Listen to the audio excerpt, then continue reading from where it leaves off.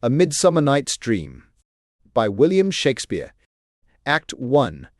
Scene 1, Athens, a room in the palace of Theseus. Enter Theseus, Hippolyta, Philostrate, and attendants. Theseus. Now, fair Hippolyta, our nuptial hour draws on apace. 4 happy days bring in another moon, but oh, methinks how slow this old moon wanes. She lingers my desires, like to a stepdame or a dowager, long withering out a young man's revenue. Hippolyta. 4 days will quickly steep themselves in night, 4 nights will quickly dream away the time, and then the moon, like to a silver bow, new bent in heaven, shall behold the night of our solemnities. Theseus. Go, Philostrate, stir up the Athenian youth to merriments, awake the pert and nimble spirit of mirth, turn melancholy forth to funerals, the pale companion is not for our pomp. Exit Philostrate. W.A.S. by A.S.S. Y.W.S.Y.W.S. It's abound to the drivering as a sea. Hippolyta, I would thee with my sword, and won thy love doing thee injuries, but I will wed thee in another key, with pomp, with triumph, and with revelling. Enter Aegeus, Hermia, Lysander, and Demetrius. Aegeus. Happy be Theseus, our renowned duke. Theseus. Thanks, good Aegeus. What's the news with thee? Aegeus. Full of vexation come I, with complaint against my child, my daughter Hermia. Stand forth, Demetrius, my noble lord, this man hath my consent to marry her. Stand forth, Lysander, and, my gracious duke, this man hath bewitched the bosom of my child. Thou, Lysander, thou hast given her rhymes, and interchanged love tokens with my child. Thou hast by moonlight at her window sung, with feigning voice, verses of feigning love, and stolen the impression of her fantasy, with bracelets of thy hair, rings, gauds, conceits, knacks, trifles, nosegays, sweetmeats, messengers, of strong prevailment in unhardened youth. With cunning hast thou filched my daughter's heart, turned her obedience, which is due to me, to stubborn harshness. And, my gracious duke, be it so, she will not hear before your grace. Consent to marry with Demetrius. I beg the ancient privilege of Athens, as she is mine, I may dispose of her, which shall be either to this gentleman or to her death, according to our law, immediately provided in that case. Theseus. What say you, Hermia? Be advised, fair maid. To you your father should be as a god, one that composes your beauties, yea, and one, to whom you are but as a form in wax, by him imprinted, and within his power, to leave the figure or disfigure it, is a worthy gentleman. Hermia. So is Lysander. Theseus. In himself he is, but in this kind, wanting your father's voice, the other must be held the worthier. Hermia. I would my father looked but with my eyes. Theseus. Rather, your eyes must with his judgment look. Hermia. I do entreat your grace to pardon me. I know not by what power I am made bold, nor how it may concern my modesty, in such a presence here to plead my thoughts, but I beseech your grace that I may know the worst that may befall me in this case, if I refuse to wed Demetrius. Theseus. Either to die the death, or to abjure for ever the society of men. Therefore, fair Hermia, question your desires, know of your youth, examine well your blood, whether, if you yield not to your father's choice, you can endure the livery of a nun, for I to be in shady cloister mewed, to live a barren sister all your life, chanting faint hymns to the cold fruitless moon. Thrice blessed they that master so their blood to undergo such maiden pilgrimage, but earthlier happy is the rose distilled, than that which, withering on the virgin thorn, grows, lives, and dies in single blessedness. Hermia. So will I grow, so live, so die, my lord, ere I will yield my virgin patent up unto his lordship, whose unwished yoke my soul consents not to give sovereignty. Theseus. Take time to pause, and by the next new moon, the sealing day betwixt my love and me, for everlasting bond of fellowship, upon that day either prepare to die for disobedience to your father's will, or else to wed Demetrius, as he would, or on Diana's altar to protest, for austerity and single life. Demetrius. Relent, sweet Hermia, and, Lysander, yield thy crazed title to my certain right. Lysander, you have her father's love, Demetrius, let me have Hermia's, do you marry him? Aegeus, scornful Lysander, true, he hath my love, and what is mine, my love shall render him, and she is mine, and all my right of her I do estate unto Demetrius. Lysander, I am, my lord, as well derived as he, as well possessed. My love is more than his, my fortunes every way as fairly ranked, if not with vantage, as Demetrius's, and, which is more than all these boasts can be, I am beloved of beauteous Hermia. Why should not I then prosecute my right? Demetrius, I'll avouch it to his head, made love to Nadar's daughter Helena, and won her soul, and she, sweet lady, devoutly dotes in idolatry, upon this spotted and inconstant man. Theseus, I must confess that I have heard so much, and with Demetrius thought to have spoke thereof, but, being overfull of self-affairs, my mind did lose it. But, Demetrius, come, Aegeus, you shall go with me, I have some private schooling for you both. For you, fair Hermia, look you arm yourself, to fit your fancies to your father's will, or else the law of Athens yields you up, which by no means we may extenuate, to death or to a vow of single life. Come, my Hippolyta, what cheer, my love? Demetrius and Aegeus, go along. I must employ you in some business against our nuptial, and confer with you of something nearly that concerns yourselves. Aegeus, with duty and desire we follow you. Exeunt all but Lysander and Hermia. Screw. Lysander, how now, my love, why is your cheek so pale? How chanced the roses there do fade so fast? And obvious. Hermia, belike for want of rain, which I could well beteem them from the tempest of my eyes. Lysander, ay me, for aught that I could ever read, could ever hear by tale or history, the course of true love never did run smooth, but either it was different in blood. Hermia, O cross, too high to be enthralled too low. Lysander, or else misgrafted in respect of years. Hermia, O spite, too old to be engaged to young. Lysander, or else it stood upon the choice of friends. Hermia, O hell, to choose love by another's eyes.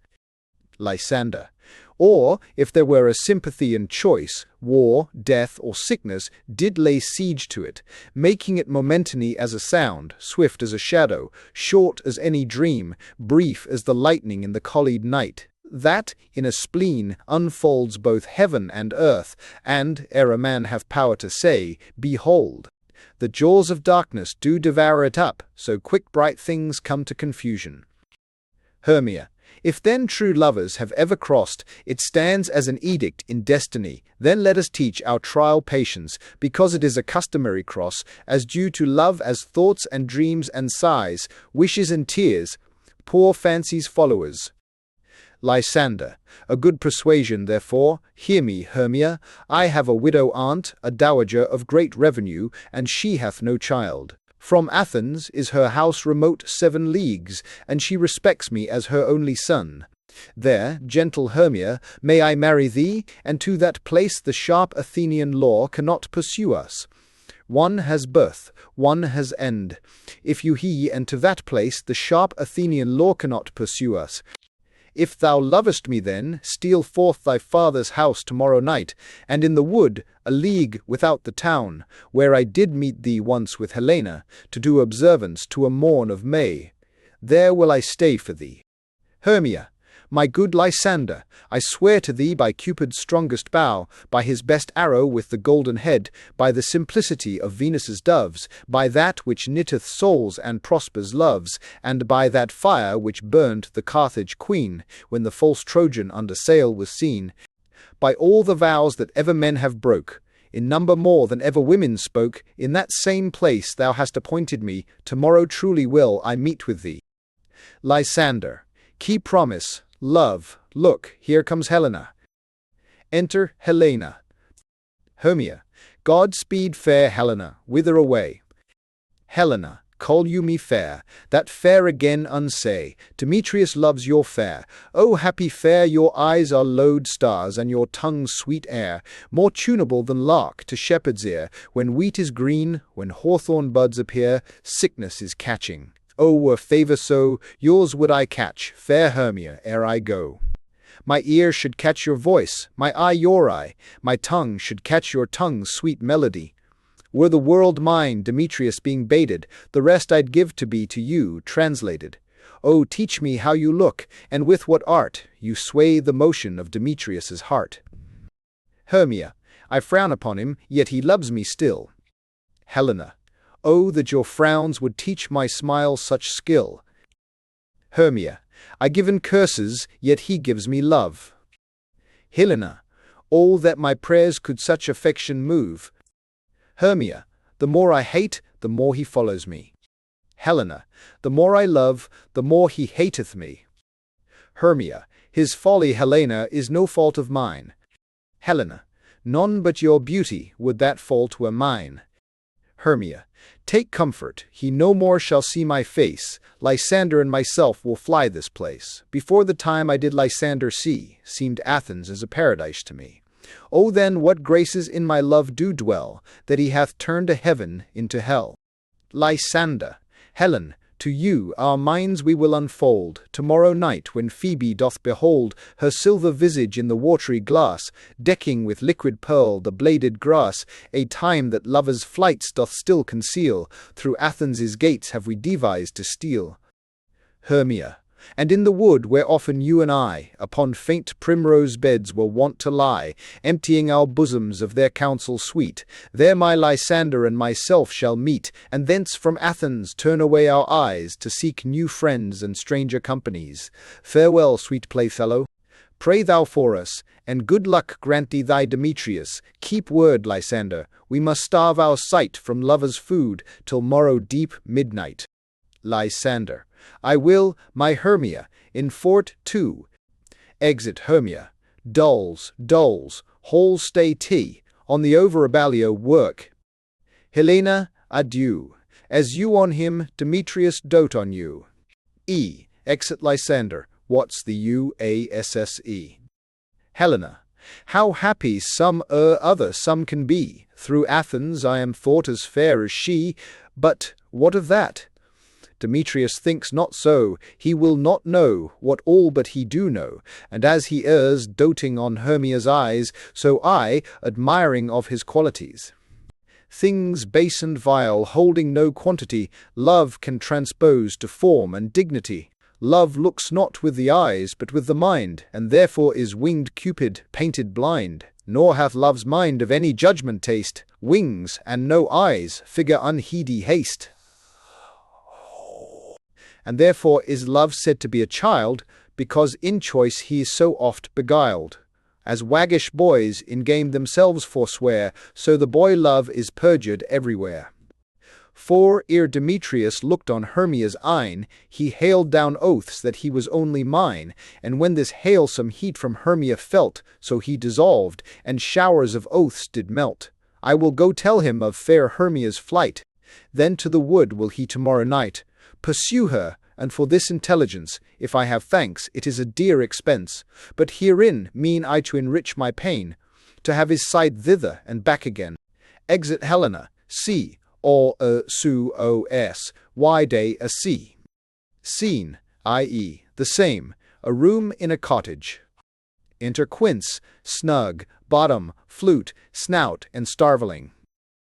Quince, is all our company here? Bottom, you were best to call them generally, man by man, according to the scrip. Quince, here is the scroll of every man's name, which is thought fit through all Athens, to play in our interlude before the Duke and Duchess on his wedding day at night. Bottom, first, good Peter Quince, say what the play treats on, then read the names of the actors, and so grow to a point. Quince, marry, our play is the most lamentable comedy and most cruel death of Pyramus and Thisbe. Bottom, a very good piece of work, I assure you, and a merry. Now, good Peter Quince, call forth your actors by the scroll. Masters, spread yourselves. Quince, Answer, as I call you, Nick Bottom, the weaver. Bottom, ready, name what part I'm for and proceed. Quince, you, Nick Bottom, are set down for Pyramus. Bottom, what is Pyramus, a lover or a tyrant? Quince, a lover that kills himself most gallantly for love. Bottom, that will ask some tears in the true performing of it. If I do it, let the audience look to their eyes. I will move storms, I will condole in some measure. To the rest, yet my chief humour is for a tyrant. I could play Urkel's rarely, or a part to tear a cat in, to make all split.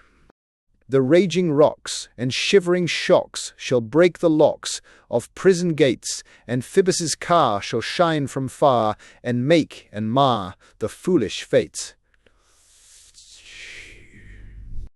This was lofty. Now name the rest of the players. This is Urquiz's vein, a tyrant's vein. A lover is more condoling. Quince, Francis Flute, the bellows, mender. Flute, here, Peter Quince. Quince, Flute, you must take Thisbe on you. Flute, what is Thisbe, a wandering knight? Quince, it is the lady that Pyramus must love. Flute, nay, faith, let not me play a woman. I have a beard coming. Quince, that's all one. You shall play it in a mask, and you may speak as small as you will. Bottom, and I may hide my face. Let me play Thisbe too. I'll speak in a monstrous little voice. Thisne, Thisne. Ah, Pyramus, my lover dear, thy Thisbe dear, and lady dear. Quince, no, no, you must play Pyramus, and, Flute, you Thisbe. Bottom, well, proceed. Quince, Robin Starveling, the tailor. Starveling, here, Peter Quince. Quince, Robin Starveling, you must play Thisbe's mother, Tom Snout, the tinker. Snout, here, Peter Quince. Quince, you, Pyramus's father, myself, Thisbe's father, Snug, the joiner, you, the lion's part. And I hope here is a play fitted. Snug, have you the lion's part written? Pray you, if it be, give it me, for I am slow of study. Quince, you may do it extempore, for it is nothing but roaring. Bottom, let me play the lion too. I will roar that I will do any man's heart good to hear me. I will roar that I will make the Duke say, let him roar again, let him roar again, roar again. Quince, if you should do it too terribly, you would fright the Duchess and the ladies, that they would shriek, and that were enough to hang us all. All that would hang us every mother's son. Bottom, I grant you, friends, if you should fright the ladies out of their wits, they would have no more discretion but to hang us. But I will aggravate my voice so, that I will roar you as gently as any sucking dove. I will roar you, and were any nightingale. Quince, you can play no part but Pyramus, for Pyramus is a sweet-faced man, a proper man as one shall see in a summer's day, a most lovely gentleman-like man. Therefore you must needs play Pyramus. Bottom, well, I will undertake it. What beard were I best to play it in? Quince, why, what you will. Bottom, I will discharge it in either your straw-colour beard, your orange tawny beard, your purple ingrain beard, or your French crown-colour beard, your perfect yellow. Quince, some of your French crowns have no hair at all, and then you will play barefaced. But, masters, here are your parts, and I am to entreat you, request you, and desire you to con them by tomorrow night, and meet me in the palace wood, a mile without the town. By moonlight there will we rehearse, for if we meet in the city, we shall be dogged with company, and our devices known. In the meantime I will draw a bill of properties, such as our play wants. I pray you fail me not. Bottom, we will meet, and there we may rehearse most obscenely and courageously. Take pains, be perfect, adieu. Quince, at the Duke's Oak we meet. Bottom, enough, hold or cut bowstrings. Easiont, tabi u ex uren su. Act I fies. Scene ahead, a wood near Athens. Enter a fairy at one door, and Puck at another. Puck, how now, spirit, whither wander you? Fairy over hill, over dale, thorough bush, thorough briar, Over park, over pale, thorough flood, thorough fire, I do wander everywhere, swifter than the moon's sphere, and I serve the fairy queen, to do her orbs upon the green. The cowslips toll her pensioners be, in their gold coats spots you see, those be rubies, fairy favours, in those freckles live their savours. I must go seek some dewdrops here, and hang a pearl in every cowslip's ear. Farewell, thou lob of spirits, I'll be gone. Our queen and all her elves come here anon.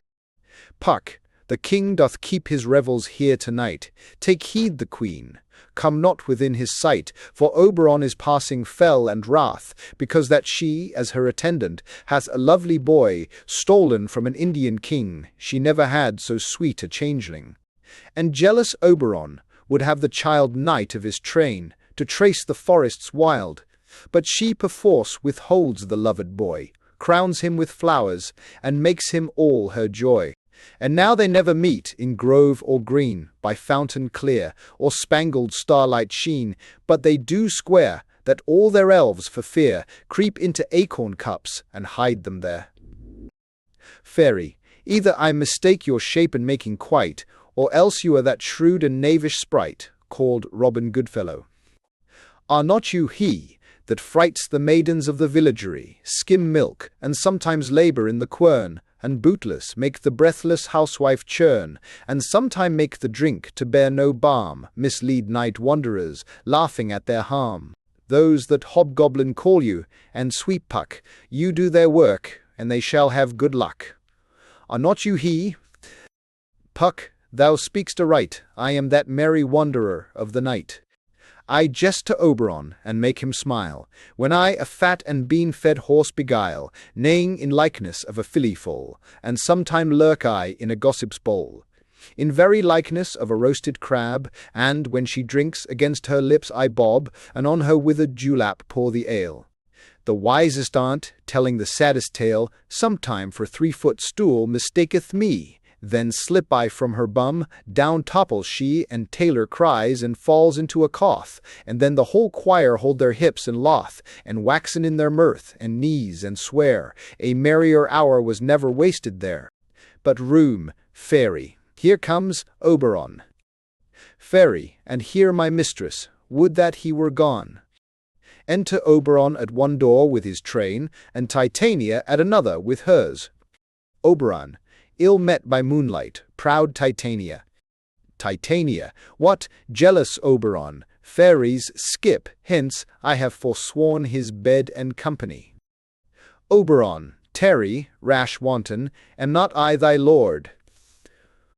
Titania, then I must be thy lady, but I know, when thou hast stolen away from fairyland, and in the shape of Corin, sat all day playing on pipes of corn, and versing love to amorous Phillida. Why art thou here, come from the farthest steep of India? But that, forsooth, the bouncing Amazon, your buskined mistress and your warrior love, to Theseus must be wedded, and you come to give their bed joy and prosperity. Oberon, how canst thou thus for shame, Titania, glance at my credit with Hippolyta, knowing I know thy love to Theseus? Didst not thou lead him through the glimmering night from Perigenia, whom he ravished, and make him with fair Agles break his faith, with Ariadne and Antiopa? Titania, these are the forgeries of jealousy, and never since the middle summer's spring met we on hill, in dale, forest, or mead, by parved fountain, or by rushy brook, or on the beached margent of the sea, to dance our ringlets to the whistling wind, but with thy brawls thou hast disturbed our sport. Therefore the winds, piping to us in vain, as in revenge, have sucked up from the sea contagious fogs, which, falling in the land, hath every pelting river made so proud, that they have overborne their continents. The ox hath therefore stretched his yoke in vain, the ploughman lost his sweat, and the green corn hath rotted ere his youth attained a beard. The fold stands empty in the drowned field, and crows are fatted with the murrion flock. The 9 men's morris is filled up with mud, and the quaint mazes in the wanton green, for lack of tread, are undistinguishable. The human mortals want their winter here. No night is now with hymn or carol blessed. Therefore the moon, the governess of floods, pale in her anger, washes all the air, that rheumatic diseases do abound. And thorough this distemperature we see, the seasons alter, hoary-headed frosts fall in the fresh lap of the crimson rose, and on old Heme's thin and icy crown, an odorous chaplet of sweet summer buds is, as in mockery, set. The spring, the summer, the chalding autumn, angry winter, change their wonted liveries, and the mazed world, by their increase, now knows not which is which. And this same progeny of evils comes from our debate, from our dissension. We are their parents and original. We are their parents and original. Oberon, do you amend it then? It lies in you. Why should Titania cross her Oberon? I do but beg a little changeling boy to be my henchman. Titania, set your heart at rest. The fairyland buys not the child of me. His mother was a votress of my order, and in the spice Indian air, by night, full often hath she gossiped by my side, and sat with me on Neptune's yellow sands, marking the embarked traders on the flood, when we have laughed to see the sails conceive, and grow big-bellied with the wanton wind, which she, with pretty and with swimming gait, following her womb, then rich with my young squire, would imitate, and sail upon the land, to fetch me trifles, and return again, as from a voyage, rich with merchandise. But she, being mortal, of that boy did die, and for her sake do I rear up her boy, and for her sake I will not part with him. Oberon, how long within this wood intend you stay? Titania, perchance till after Theseus's wedding day. If you will patiently dance in our round, and see our moonlight revels, go with us. If not, shun me, and I will spare your haunts. Oberon, give me that boy, and I will go with thee. Titania, not for thy fairy kingdom, fairies, away, we shall chide downright if I longer stay. Exit Titania, with her train, to Tiberius Noste. Oberon, well, go thy way. Thou shalt not from this grove, till I torment thee for this injury. My gentle Puck, come hither. Thou rememberest, since once I sat upon a promontory, and heard a mermaid on a dolphin's back, uttering such dulcet and harmonious breath, that the rude sea grew civil at her song, and certain stars shot madly from their spheres, to hear the sea-maid's music. Puck, I remember. Oberon, that very time I saw, but thou couldst not, flying between the cold moon and the earth, Cupid all armed, a certain aim he took, at a fair vestal, throned by the west, and loosed his love-shaft smartly from his bow, as it should pierce 100,000 hearts. But I might see young Cupid's fiery shaft quenched in the chaste beams of the watery moon, and the imperial votress passed on, in maiden meditation, fancy-free.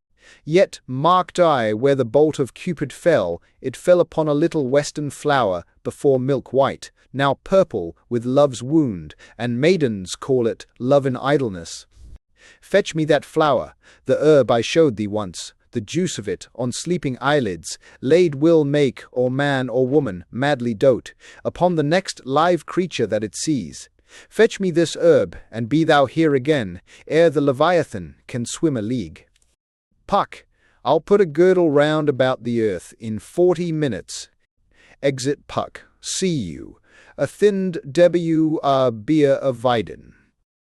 Oberon, having once this juice, I'll watch Titania when she is asleep, and drop the liquor of it in her eyes. The next thing, then, she waking looks upon, be it on lion, bear, or wolf, or bull, on meddling monkey, or on busy ape, she shall pursue it with the soul of love.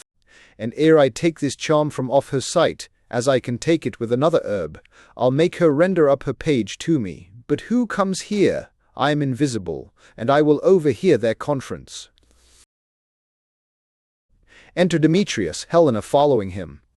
Demetrius, I love thee not, therefore pursue me not. Where is Lysander and fair Hermia? The one I'll slay, the other slayeth me. Thou toldst me they were stolen into this wood, and here am I, and woed within this wood, because I cannot meet with Hermia.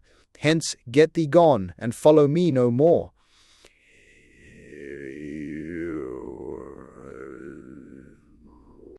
Helena, you draw me, you hard-hearted adamant, but yet you draw not iron, for my heart is true as steel. Leave you your power to draw, and I shall have no power to follow you.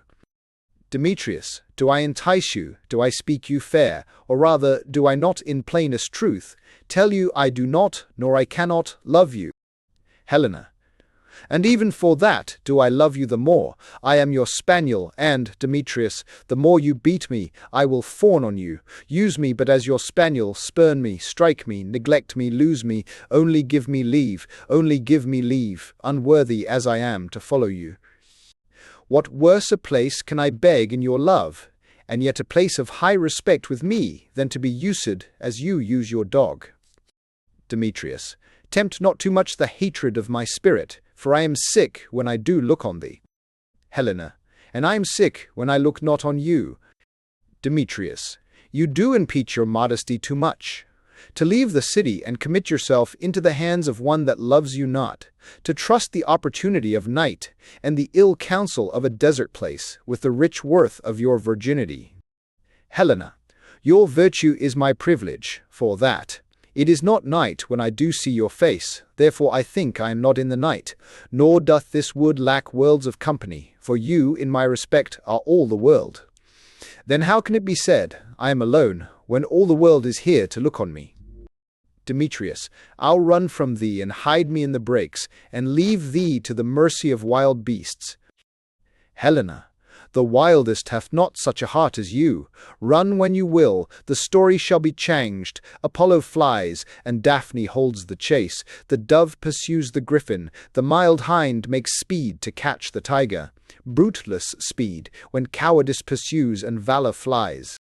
Demetrius, I will not stay thy questions. Let me go, or if thou follow me, do not believe, but I shall do thee mischief in the wood. Helena, I, in the temple, in the town, the field, you do me mischief. Fie, Demetrius, your wrongs do set a scandal on my sex. We cannot fight for love, as men may do. We should be wooed, and were not made to woo. 2 books. I exit, Demetrius. I'll follow thee, and make a heaven of hell, to die upon the hand I love so well. Exit Helena. No down to any oar. Oberon, fare thee well, nymph. Ere he do leave this grove, thou shalt fly him, and he shall seek thy love. Enter Puck. Hast thou the flower there? Welcome, wanderer. Puck, aye, there it is. Oberon, I pray thee give it me. I know a bank where the wild thyme blows, where oxlips and the nodding violet grows, quite over canopied with luscious woodbine, with sweet musk roses, and with eglantine. There sleeps Titania sometime of the night, lulled in these flowers with dances and delight. And there the snake throws her enamelled skin, weed wide enough to wrap a fairy in. And with the juice of this I'll streak her eyes, and make her full of hateful fantasies. Take thou some of it, and seek through this grove. A sweet Athenian lady is in love with a disdainful youth. Anoint his eyes, but do it when the next thing he espies may be the lady. Effect it with some care, that he may prove more fond on her than she upon her love. And look thou meet me ere the first cockcrow. Puck, fear not, my lord, your servant shall do so. Test, double wise, ye John. Scene, ei, another part of the wood. Enter Titania with her train. Titania. Come, now a roundel and a fairy song, then for the third part of a minute, hence, some to kill cankers in the musk rose buds, some war with Remus for their leathern wings, to make my small elves coats, and some keep back the clamorous owl, that nightly hoots and wonders at our quaint spirits. It is our quaint spirits, even heedes of reason, well howls bac. Sing me now asleep, then to your offices, and let me rest. Fairies sing. First fairy, you spotted snakes with double tongue, thorny hedgehogs, be not seen. Newts and blindworms do no wrong, come not near our fairy queen. Chorus, Philomel, with melody, sing in our sweet lullaby. Lulla, lulla, lullaby, lulla, lulla, lulla, lullaby. Never harm, nor spell, nor charm come our lovely lady nigh, so good night with lullaby. First Fairy. Weaving spiders, come not here, hence, you long-legged spinners, hence, beetles black, approach not near, worm nor snail do no offence. Chorus. Philomel with melody and sea. Second Fairy. Hence, away, now all is well, one aloof stand sentinel. Exeunt Fairies. Titania sleeps. Enter Oberon. Oberon, what thou seest when thou dost wake, squeezes the flower on Titania's eyelids, does nigh. Do it for thy true love take, love and languish for his sake, be it ounce, or cat, or bear, pod, or boar with bristled hair, in thy eye that shall appear, when thou wakest, it is thy dear. Wake when some vile thing is near. Exit. Exit, exter, which sue my tor. Enter Lysander and Hermia. Lysander. Fair love, you faint with wandering in the wood, and, to speak troth, I have forgot our way. Will rest us, Hermia, if you think it good, and tarry for the comfort of the day. Hermia. Be it so, Lysander, find you out a bed, for I upon this bank will rest my head. Lysander. One turf shall serve as pillow for us both, one heart, one bed, two bosoms, and one troth. Hermia. Nay, good Lysander, for my sake, my dear, lie further off yet, do not lie so near. Lysander. Oh, take the sense, sweet, of my innocence. Love takes the meaning in love's conference. I mean that my heart unto yours is knit, so that but one heart we can make of it, two bosoms interchained with an oath, so then two bosoms and a single troth. Then by your side, no bedroom me deny, for lying so, Hermia, I do not lie. Hermia. Lysander riddles very prettily. Now much beshrew my manners and my pride, if Hermia meant to say Lysander lied. But, gentle friend, for love and courtesy, lie further off, in human modesty, such separation as may well be said, becomes a virtuous bachelor and a maid, so far be distant, and good night, sweet friend, thy love ne'er alter till thy sweet life end. Lysander. Amen, amen, to that fair prayer say I, and then end life when I end loyalty. Here is my bed. Sleep give thee all his rest. Hermia. With half that wish the wisher's eyes be pressed. They sleep. 6 W's, and they sleep in 4 of urgence. Enter Puck. Puck. Through the forest have I gone, but Athenian found I none, on whose eyes I might approve this flower's force in stirring love. Night and silence, who is here? Weeds of Athens he doth wear. This is he, my master said, despised the Athenian maid, and here the maiden, sleeping sound, on the dank and dirty ground.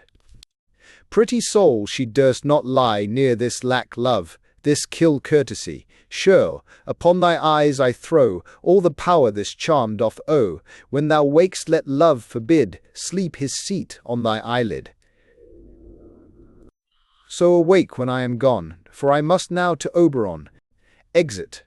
I exit. For Beccers, Geo doter avoid, with soon see sent nature of work, also doter of water of the doter who's soon see, he turn, think, to see you for a mounday. Enter Demetrius and Helena, running. Helena. Stay, though thou kill me, sweet Demetrius. Demetrius. I charge thee hence, and do not haunt me thus. Helena. O, wilt thou darkling leave me, do not so. Demetrius. Stay, on thy peril, I alone will go. Exit Demetrius, Sis. 2-4, M by D is Desse. Helena. O, I am out of breath in this fond chase, the more my prayer, the lesser is my grace. Happy is Hermia, wheresoe'er she lies, for she hath blessed and attractive eyes. How came her eyes so bright? Not with salt tears, if so, my eyes are oftener washed than hers. No, no, I am as ugly as a bear, for beasts that meet me run away for fear. Therefore no marvel, though Demetrius do, as a monster, fly my presence thus. what wicked and dissembling glass of mine made me compare with Hermia's sphery eyne?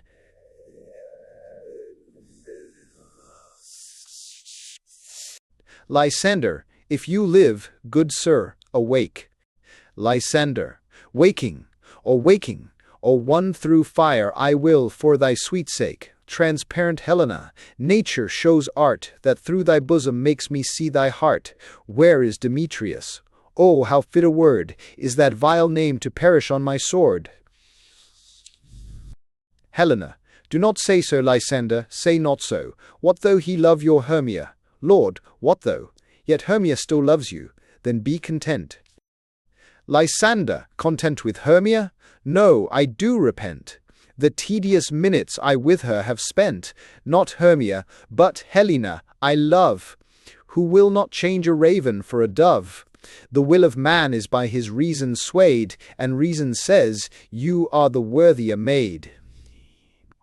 Things growing are not ripe until their season, so I, being young, till now ripe not to reason, and touching now the point of human skill, reason becomes the marshal to my will, and leads me to your eyes, where I o'erlook love's stories, written in love's richest book.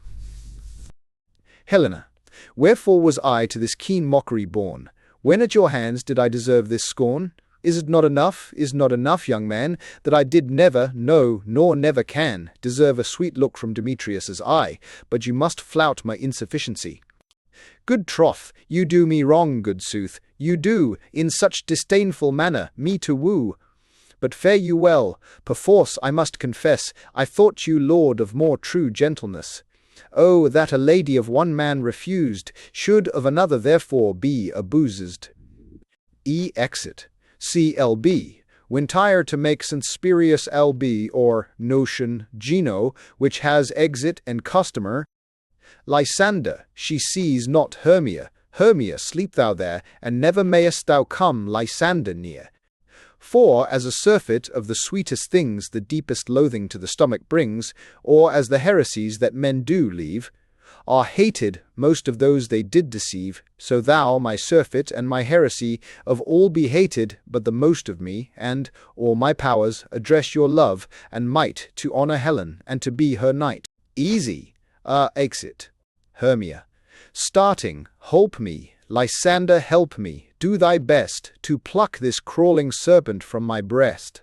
Ay me, for pity, what a dream was here! Lysander, look how I do quake with fear. Methought a serpent eat my heart away, and you sat smiling at his cruel prey. Lysander, what, removed? Lysander, Lord, what, out of hearing, gone? No sound, no word. Alack, where are you? Speak, and if you hear, speak of all loves. I swoon almost with fear. No? Then I well perceive you are not nigh. Either death or you I'll find immediately. Exit. Exit. Act EI. Scene 1. The Wood. The Queen of Fairies, still lying asleep. Enter Bottom, Quince, Snout, Starveling, Snug, and Flute. Bottom. Are we all met? Quince.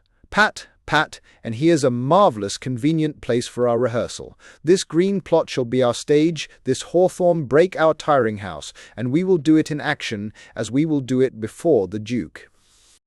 Bottom. Peter Quince? Quince. What sayest thou, bully Bottom? Bottom. There are things in this comedy of Pyramus and Thisbe that will never please. First, Pyramus must draw a sword to kill himself, which the ladies cannot abide. How answer you that?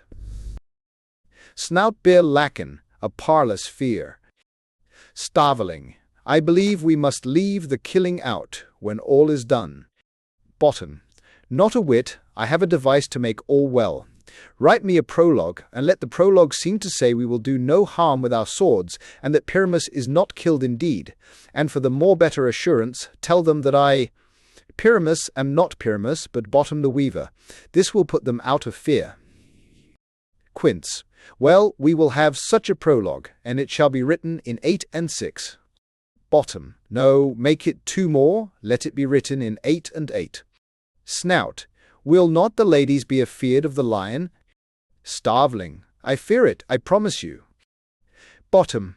Masters, you ought to consider with yourselves, to bring in, God shield us, a lion among ladies is a most dreadful thing. For there is not a more fearful wild fowl than your lion living, and we ought to look to it. Snout. Therefore another prologue must tell he is not a lion. Bottom.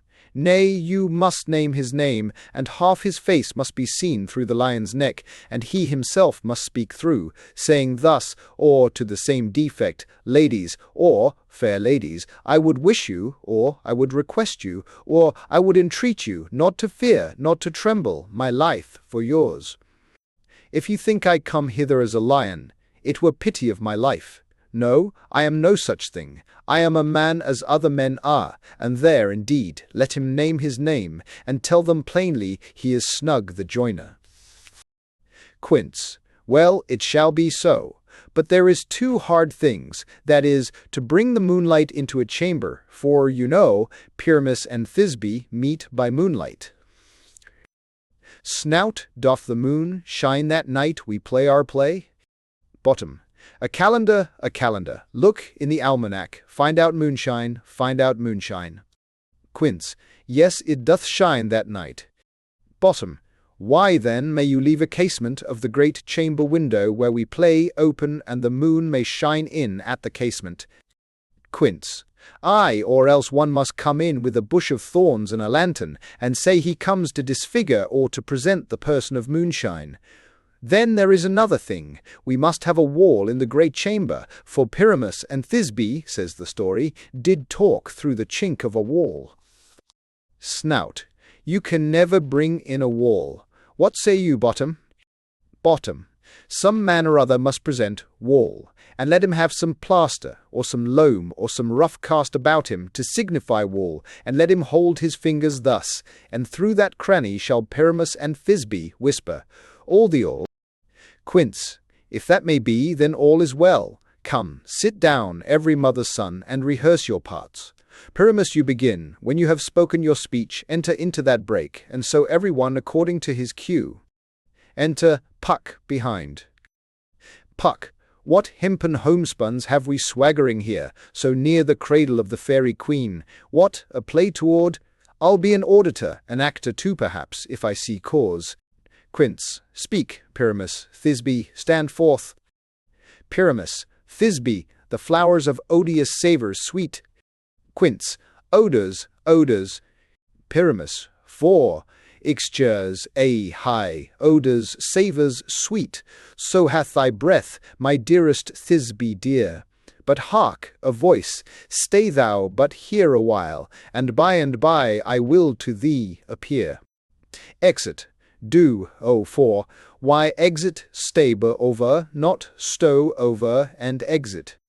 Puck. A stranger, Pyramus then played here. Exit. So one no do, no off, meeting by sea. Thisbe. Must I speak now? Quince. Ay, marry, must you, for you must understand he goes, but to see a noise that he heard, and is to come again. Thisbe. Most radiant Pyramus, most lily-white of hue, of colour like the red rose on triumphant briar, most brisky juvenile, and eke most lovely Jew, as truest horse, that yet would never tire, I'll meet thee, Pyramus, at Ninny's tomb. Quince. Ninus's tomb, man. Why, you must not speak that yet. That you answer to Pyramus, you speak all your part at once, cues and all. Pyramus enter, your cue is past, it is never tire. Thisbe. Oh, as truest horse, that yet would never tire. 1. Enter Puck and Bottom with an ass's head. Pyramus. If I were fair, Thisbe, I were only thine. Fall. System. I were only thine, and system, with a hair, I were do us and be. Quince. O monstrous, O strange, we are haunted. Pray, masters, fly, masters, help. Exeunt clowns. W. F. for own. Y. Puck, I'll follow you, I'll lead you about around, through bog, through bush, through brake, through briar, sometime a horse I'll be, sometime a hound, a hog, a headless bear, sometime a fire, and neigh, and bark, and grunt, and roar, and burn, like horse, hound, hog, bear, fire, at every turn. Exit. No very, for body I am, no I see. Bottom. Why do they run away? This is a knavery of them to make me afeard. Enter Snout. Snout, O Bottom, thou art changed. What do I see on thee? Bottom. What do you see? You see an ass head of your own, do you? Exit Snout, so too. Enter Quince. Quince. Bless thee, Bottom, bless thee, thou art translated. Exit. Due, under action. Ware, 14 bile, in terms of viewing. Bottom. I see their knavery, this is to make an ass of me, to fright me, if they could. But I will not stir from this place, do what they can. I will walk up and down here, and I will sing, that they shall hear I am not afraid. S-nests. The ousel cock, so black of hue, with orange tawny bill, the throstle with his note so true, the wren with little quill. Titania. 4. Waking. What angel wakes me from my flowery bed? Bottom. Sings, the finch, the sparrow, and the lark, the plain song cuckoo grey, whose note full many a man doth mark, and dares not answer nay. For, indeed, who would set his wit to so foolish a bird? Who would give a bird the lie, though he cry cuckoos never so? Titania. I pray thee, gentle mortal, sing again. Mine ear is much enamoured of thy note, so is mine eye enthralled to thy shape, and thy fair virtue's force perforce doth move me, on the first view to say, to swear, I love thee. Bottom. Methinks, mistress, you should have little reason for that, and yet, to say the truth, reason and love keep little company together nowadays, the more the pity that some honest neighbours will not make them friends, nay, I can gleek upon occasion. Titania. Thou art as wise as thou art beautiful. Bottom. Not so, neither, but if I had wit enough to get out of this wood, I have enough to serve mine own turn. Titania. Out of this wood do not desire to go. Thou shalt remain here whether thou wilt or no. I am a spirit of no common rate. The summer still doth tend upon my state, and I do love thee, therefore go with me. I'll give thee fairies to attend on thee, and they shall fetch thee jewels from the deep, and sing, while thou on press-stayed flowers dost sleep. And I will purge thy mortal grossness, so that thou shalt like an airy spirit go. Peas blossom, cobweb, moth, and mustard seed. Enter 4 fairies. Peas blossom, ready. Cobweb, and I. Moth, and I. Mustard seed, and I. All. Where shall we go? Titania. Be kind and courteous to this gentleman, hop in his walks, and gambol in his eyes. Feed him with apricocks and dewberries, with purple grapes, green figs, and mulberries.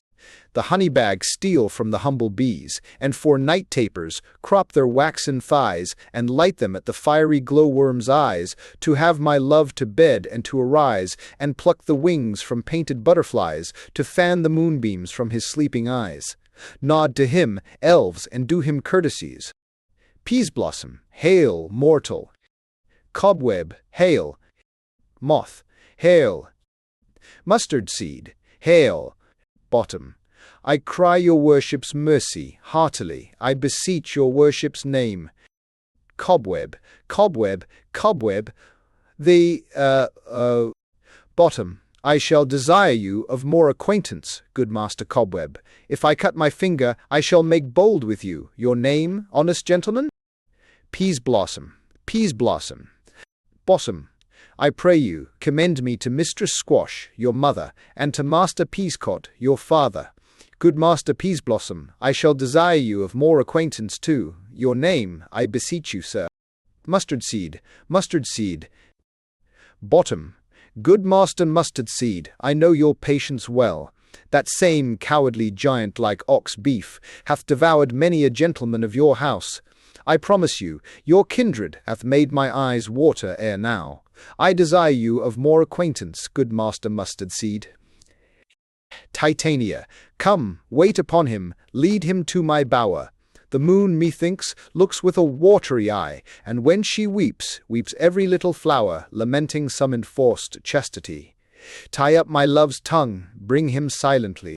EX4, ACX4, quali, pointer, sir, pointer, super, G, axion, fall. Scene, I. Another part of the wood. Enter Oberon. Oberon. I wonder if Titania be a-whacked, then, what it was that next came in her eye, which she must dote on in extremity. Enter Puck.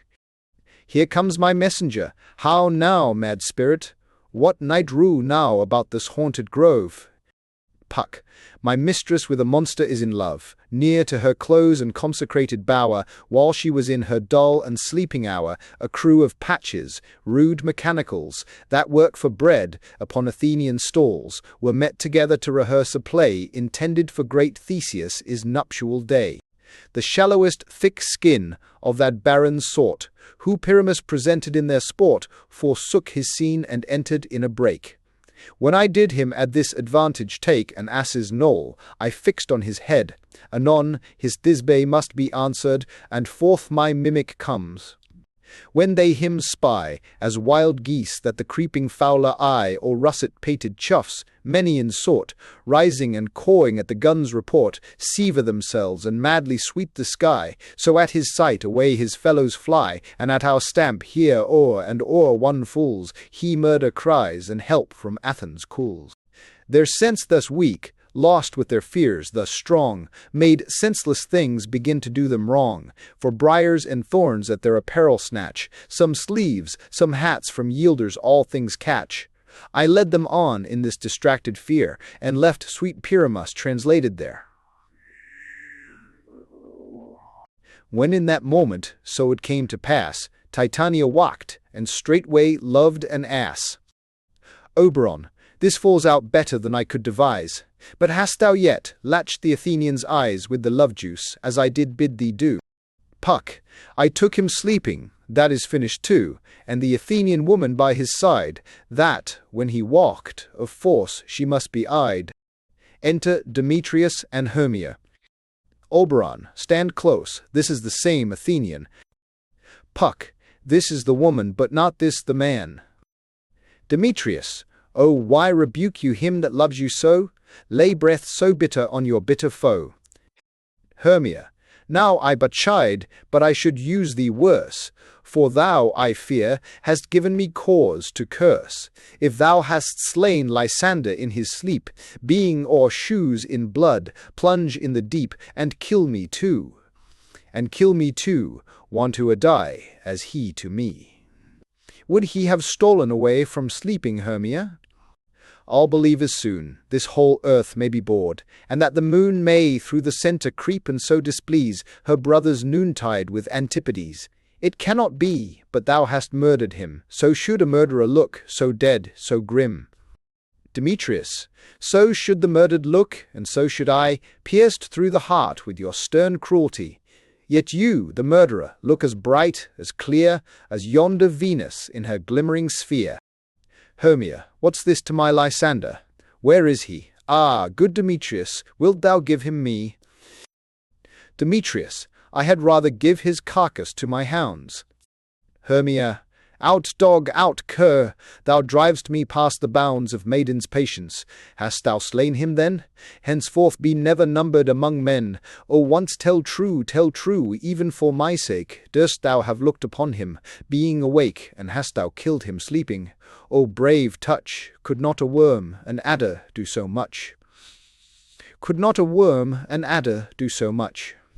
An adder did it, for with doubler tongue than thine, thou serpent, never adder stung. Demetrius, you spend your passion on a mispria's mood. I am not guilty of Lysander's blood, nor is he dead, for aught that I can tell.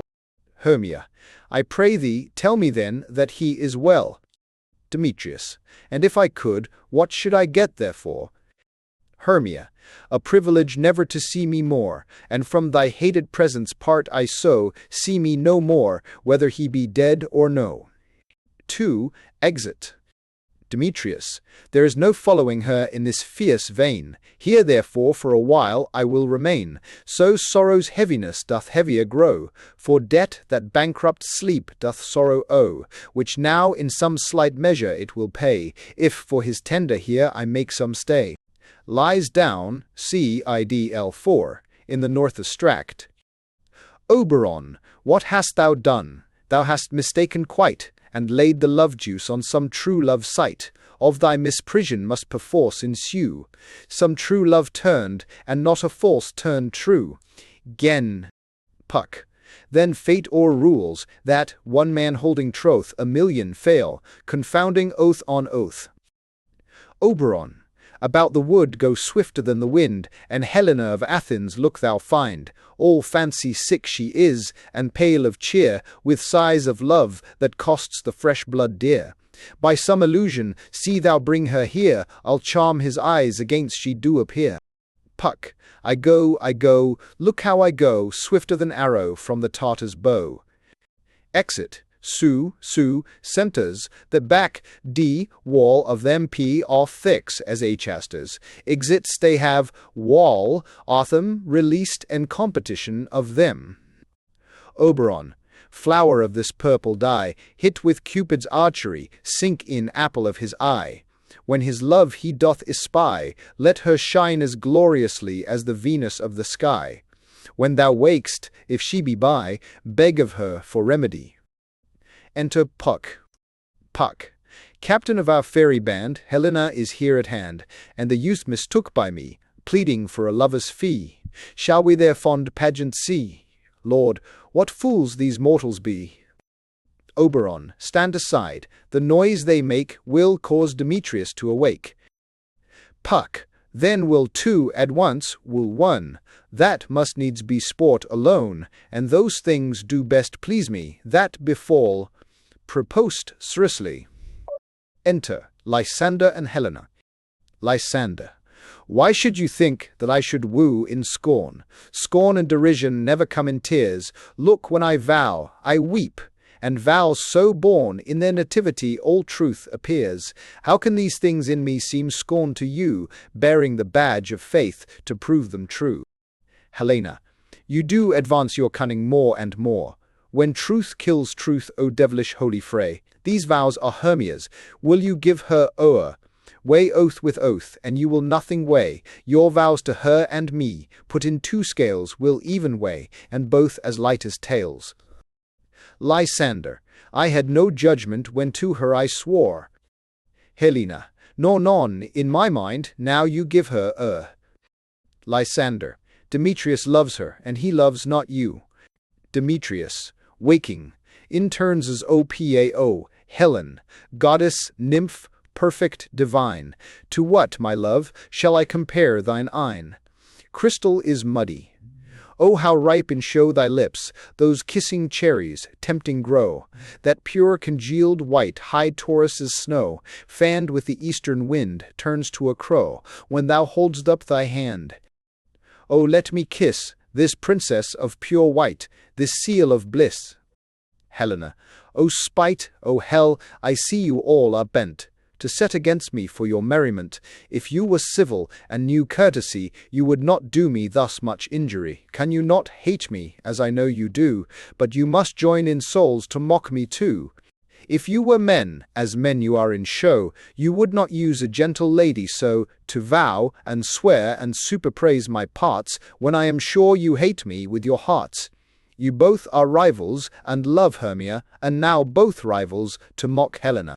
A trim exploit, a manly enterprise, to conjure tears up in a poor maid's eyes. With your derision, none of noble sort would so offend a virgin and extort a poor soul's patience, all to make you sport. Lysander. You are unkind, Demetrius. Be not so, for you love Hermia, this you know I know. And here, with all good will, with all my heart, In Hermia's love, I yield you up my part, in yours of Helena to me bequeath, whom I do love, and will do till my death, in interest and will do till my death. Helena, never did mockers waste more idle breath. Demetrius, Lysander, keep thy Hermia, I will none. If e'er I loved her, all that love is gone, my heart to her but as guestwise sojourned, and now to Helen is it home returned, there to remain. Lysander, Helen, it is not so. Demetrius, disparage not the faith thou dost not know, lest to thy peril thou abye it dear. Look where thy love comes, yonder is thy dear. Enter Hermia. Hermia, dark night, that from the eye his function takes, the ear more quick of apprehension makes, wherein it doth impair the seeing sense, it pays the hearing double recompense. Thou art not by mine eye, Lysander, found, mine ear, I thank it, brought me to thy sound. But why unkindly didst thou leave me so? Lysander, why should he stay, whom love doth press to go? Hermia, what love could press Lysander from my side? Lysander, Lysander's love, that would not let him bide, fair Helena, who more engilds the night than all yon fiery O's and eyes of light. Why seek'st thou me? Could not this make thee know? The hate I bear thee made me leave thee so? Hermia, you speak not as you think. It cannot be, it cannot be. Helena, lo, she is one of this confederacy. Now I perceive they have conjoined all three, to fashion this false sport in spite of me. Injurious Hermia, most ungrateful maid, have you conspired, have you with these contrived to bait me with this foul derision? Is all the counsel that we two have shard, the sisters' vows, the hours that we have spent, when we have chid the hasty-footed time for parting us, oh, is all forgot? All school days' friendship, childhood innocence? We, Hermia, like two artificial gods, have with our needles created both one flower, both on one sampler, sitting on one cushion, both warbling of one song, both in one key, as if our hands, our sides, voices, and minds had been incorporate. So we grew together, like to a double cherry, seeming parted, but yet a union in partition, two lovely berries moulded on one stem. So, with two seeming bodies, but one heart, two of the first, like coats in heraldry, due but to one, and crowned with one crest. And will you rent our ancient love asunder, to join with men in scorning your poor friend? It is not friendly, 'tis not maidenly, our sex, as well as I, may chide you for it, though I alone do feel the injury. Hermia, I am amazed at your passionate words. I scorn you not. It seems that you scorn me. Helena, have you not set Lysander, as in scorn, to follow me and praise my eyes and face, and made your other love, Demetrius, who even but now did spurn me with his foot, to call me goddess, nymph, divine and rare, precious, celestial? Wherefore speaks he this to her he hates? And wherefore doth Lysander deny your love, so rich within his soul, and tender me, forsooth, affection, but by your setting on, by your consent? What though I be not so in grace as you, so hung upon with love, so fortunate, but miserable most, to love unloved? This you should pity, rather than despise. Hermia, I understand not what you mean by this. Helena, I do. Persevere, counterfeit sad looks, make mouths upon me when I turn my back, wink each at other, hold the sweet jest up. This sport, well carried, shall be chronicled. If you have any pity, grace, or manners, you would not make me such an argument. But fare you well.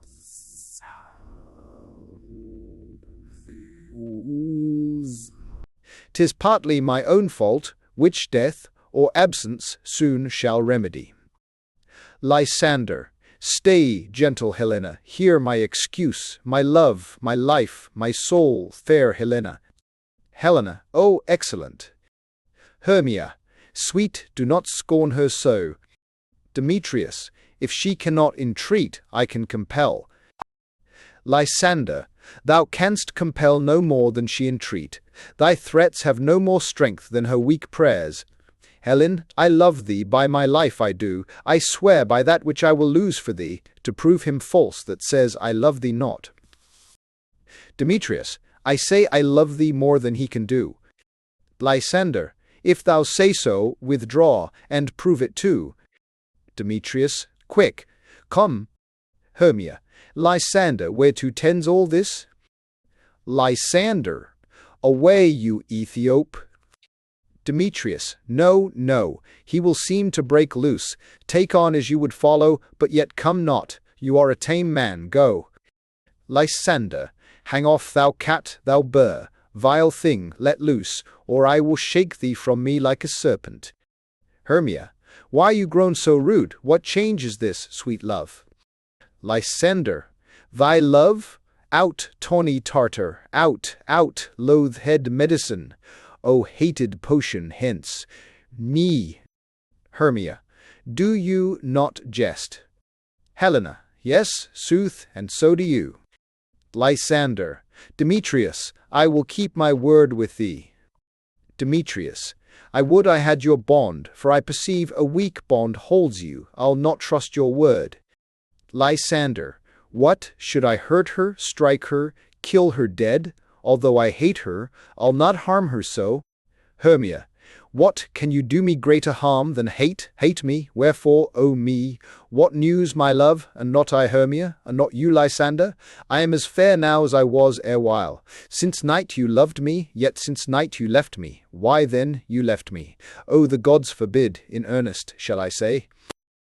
Lysander, I, by my life, and never did desire to see thee more. Therefore be out of hope, of question, of doubt. Be certain, nothing truer, 'tis no jest, that I do hate thee and love Helena. Hermia, O me, you juggler, you canker-blossom, you thief of love, what, have you come by night and stolen my love's heart from him? Helena, fine, I faith, have you no modesty, no maiden shame, no touch of bashfulness? What, will you tear impatient answers from my gentle tongue? Fie, fie, you counterfeit, you puppet, you... Hermia, puppet, why so? That way goes the game. Now I perceive that she hath made compare between our statures, she hath urged her height, and with her personage, her tall personage, her height forsooth, she hath prevailed with him. And are you grown so high in his esteem, because I am so dwarfish and so low? How low am I, thou painted maypole? Speak, how low am I? I am not yet so low, but that my nails can reach unto thine eyes. Helena, I pray you, though you mock me, gentlemen, let her not hurt me. I was never cursed, I have no gift at all in shrewishness, I am a right maid for my cowardice, let her not strike me. You perhaps may think, because she is something lower than myself, that I can match her. Hermia, lower, hark again. Helena, good Hermia, do not be so bitter with me. I evermore did love you, Hermia, did ever keep your counsels, never wronged you, save that, in love unto Demetrius, I told him of your stealth unto this wood. He followed you for love, I followed him, but he hath chid me hence, and threatened me to strike me, spurn me, nay, to kill me too, and now, so you will let me quiet go, to Athens will I bear my folly back, and follow you no further. Let me go, you see how simple and how fond I am. Hermia, why, get you gone, who isn't that hinders you? Helena, a foolish heart that I leave here behind. Hermia, what, with Lysander? Helena, with Demetrius. Lysander, be not afraid, she shall not harm thee, Helena. Demetrius, no, sir, she shall not, though you take her part. Helena, oh, when she's angry, she is keen and shrewd, she was a vixen when she went to school, and though she be but little, she is fierce. Hermia, little again, nothing but low and little? Why will you suffer her to flout me thus? Let me come to her. Lysander, get you gone, you dwarf, you minimus of hindring not grass made, you bead, you acorn. Demetrius, you are too officious in her behalf that scorns your services. Let her alone. Speak not of Helena. Take not her part. For if thou dost intend never so little show of love to her, thou shalt abye it.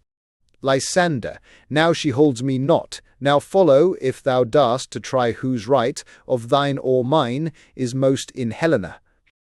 Demetrius, follow, nay, I'll go with thee, cheek by jowl. Ixion, Lysander, and Demetrius, 7d. Hermia, you, mistress, all this coil is long of you, nay, go not back. Helena, I will not trust you, I nor longer stay in your cursed company. Your hands than mine are quicker for a fray, my legs are longer though to run away. I fell. Exit. Me too, that first. As originate, I always for people that who, as originate vols in the service reaches over accounting the used, I felled, raised, don't one elseways. Hermia, I am amazed, and know not what to say. Exit, pursuing Helena, of Psi WB, was say WW well, into Somedes. Oberon, this is thy negligence, still thou mistakest, or else committ'st thy knaveries wilfully. Puck, believe me, king of shadows, I mistook. Did not you tell me I should know the man by the Athenian garments he had on? And so far blameless proves my enterprise that I have anointed an Athenian's eyes, and so far am I glad it so did sort, as this their jangling I esteem a sport. Oberon, thou seest these lovers seek a place to fight. High therefore, Robin, overcast the night, the starry welkin cover thou anon, with drooping fog, as black as Acheron, and lead these testy rivals so astray, as one come not within another's way. If you had in one come not within another's way. Like to Lysander sometime frame thy tongue, then stir Demetrius up with bitter wrong, and sometime rail thou like Demetrius, and from each other look thou lead them thus, till o'er their brows death, counterfeiting sleep, with leaden legs and batty wings doth creep. Then crush this herb into Lysander's eye, whose liquor hath this virtuous property, to take from thence all error with his might, and make his eyeballs roll with wonted sight. When they next wake, all this derision shall seem a dream and fruitless vision, and back to Athens shall the lovers wend, with league whose date till death shall never end. Whiles I in this affair do thee employ, I'll to my queen, and beg her Indian boy, and then I will her charmed eye release from monster's view, and all things shall be peace. Puck, my fairy lord, this must be done with haste, for night's swift dragons cut the clouds full fast, and yonder shines Aurora's harbinger, at whose approach ghosts wandering here and there troop home to churchyards. Damned spirits all, that in crossways and floods have burial, already to their wormy beds are gone, for fear lest they should look their shames upon, they wilfully themselves exile from light, and must for aye consort with black-browed night. Oberon, but we are spirits of another sort. I with the morning's love have oft made sport, and, like a forester, the groves may tread even till the eastern gate, all fiery red, opening on Neptune with fair blessed beams, turns into yellow gold his salt green streams. But, notwithstanding haste, make no delay. We may effect this business yet ere day. Easit Oberon. Easy CSX Elberon, Easy C Ode, Abaron, Personos Adamaning Action for Decades of Oceans. Puck, up and down, I will lead them up and down. I am feared in field and town. Goblin, lead them up and down. Here comes one. Enter Lysander. Lysander, where art thou, proud Demetrius? Speak thou now. Puck, here, villain, drawn and ready. Where art thou? Lysander, I will be with thee straight. Puck, follow me then to plainer ground. Exit Lysanders following the voice. W's from the W's, tiny cates. Enter Demetrius. Demetrius, Lysander, speak again. Thou run away, thou coward, art thou fled? Speak, in some bush, where dost thou hide thy head? Puck, thou coward, art thou bragging to the stars, telling the bushes that thou look'st for wars and wilt not come? Come, recreant, come, thou child, I'll whip thee with a rod. He is defiled that draws a sword on thee. Demetrius, yea, art thou there? Puck, follow my voice, we'll try no manhood here. Exeunt, all whiz, the sea as much a colding. Enter Lysander. Lysander, he goes before me and still dares me on. When I come where he calls, then he is gone. The villain is much lighter heeled than I followed fast, but faster he did fly. That fallen am I in dark, uneven way, and here will rest me. Come, thou gentle day, lies down, for if but once thou show me thy grey light, I'll find Demetrius, and revenge this spite. Typerast, so, sleeps. Enter Puck and Demetrius. Puck, ho, ho, ho, coward, why comest thou not? Demetrius, abide me, if thou darst, for well I wot, thou runst before me, shifting every place, and darst not stand, nor look me in the face. Where art thou? Puck, come hither, I am here. Demetrius, nay then, thou mock'st me, thou shalt buy this dear, if ever I thy face by daylight see. Now go thy way, faintness constraineth me to measure out my length on this cold bed. By day's approach look to be visited, lies down and sleeps, sometimes down and sleeps. Enter Helena. Helena, O weary night, O long and tedious night, abate thy hours, shine comforts from the east, that I may back to Athens by daylight, from these that my poor company detest. And sleep, that sometimes shuts up sorrow's eye, steal me a while from mine own company. Dalbly sleeps, Sophorsy, and Gaudy, all the ocean, Regulacy, Croc. Puck, yet but three, come one more, two of both kinds makes up four. Here she comes, cursed and sad. Cupid is a knavish lad, thus to make poor females mad. Enter Hermia. Hermia, never so weary, never so in woe, bedabbled with the dew, and torn with briars, I can no further crawl, no further go, my legs can keep no pace with my desires. Here will I rest me till the break of day. Heaven's shield, Lysander, if they mean a fray. EC members is accessed to 4E time. Puck, on the ground sleep sound I'll apply to your eye, gentle lover, remedy. Squeezing the juice on Lysander's eye. In you co stubbu, so I see you, by stubbu and my major with him. When thou wakest, thou takest true delight in the sight of thy former lady's eye. And the country proverb known, that every man should take his own, in your waking shall be shown. Jack shall have Jill, naught shall go ill, the man shall go ill, the man shall have his mare again, and all shall be well. Exit Puck, one my D. Ect IV. Scene I the wood. The wood. Lysander, Demetrius, Helena, and Hermia still asleep. Enter Titania and Bottom, Peaseblossom, Cobweb, Moth, Mustard Seed, and other fairies attending, Oberon behind, unseen. Titania, come, sit thee down upon this flowery bed, while I thy amiable cheeks do coy, and stick musk roses in thy sleek smooth head, and kiss thy fair large ears, my gentle joy. Bottom, where's Peaseblossom? Peaseblossom, ready. Bottom, scratch my head, Peaseblossom, where's Monsieur Cobweb? Cobweb, ready. Bottom, Monsieur Cobweb, good monsieur, get you your weapons in your hand, and kill me, a red-hipped humble-bee on the top of a thistle, and, good monsieur, bring me the honey-bag. Do not fret yourself too much in the action, monsieur, and, good monsieur, have a care. The honey-bag break not. I would be loath to have you overflown with a honey-bag, Signia. Where's Monsieur Mustard Seed? Mustard Seed, ready. Bottom, give me your neef, Monsieur Mustard Seed. Pray you, leave your courtesy, good monsieur. Mustard Seed, what's your will? Bottom, nothing, good monsieur, but to help Cavaliere Cobweb to scratch. I must to the barber's, monsieur, for methinks I am marvellous hairy about the face, and I am such a tender ass, if my hair do but tickle me, I must scratch. Titania, what, wilt thou hear some music, my sweet love?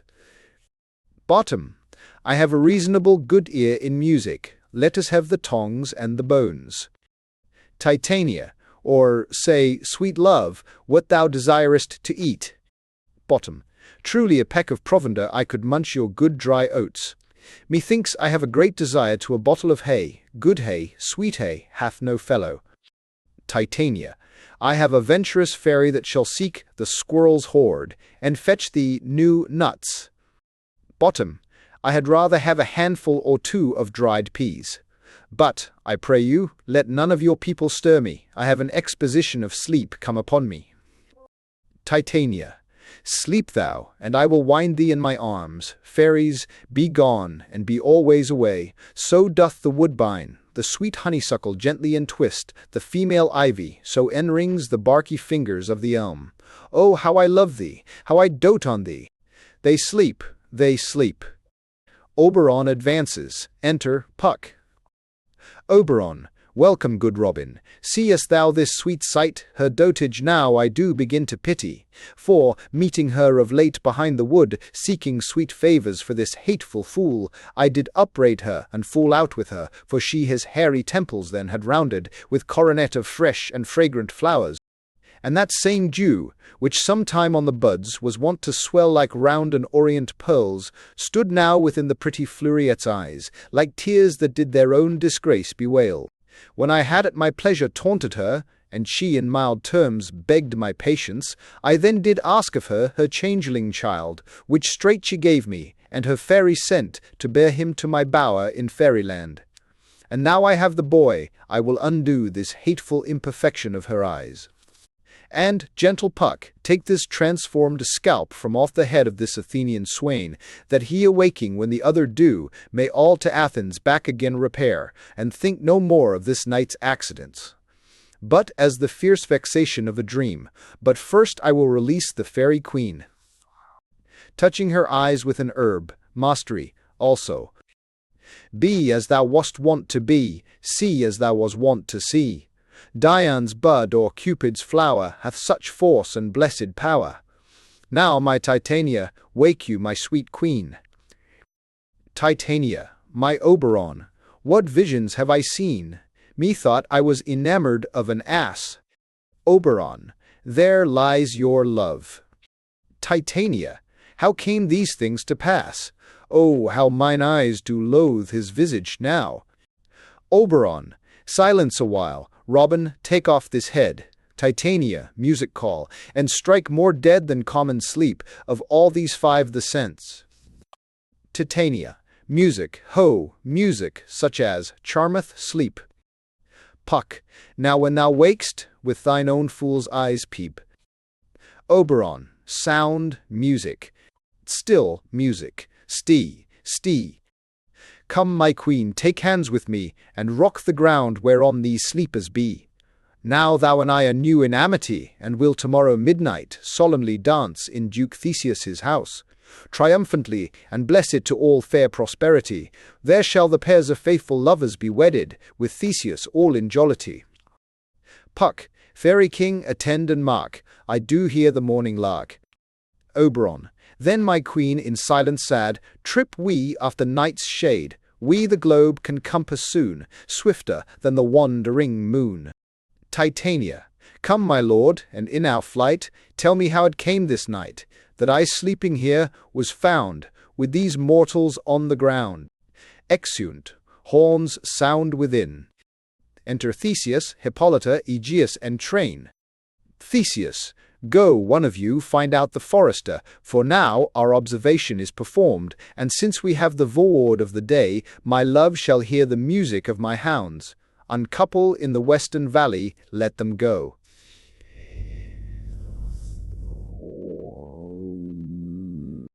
Exit an attendant, often used the hympery of the basses, an attendant to rest.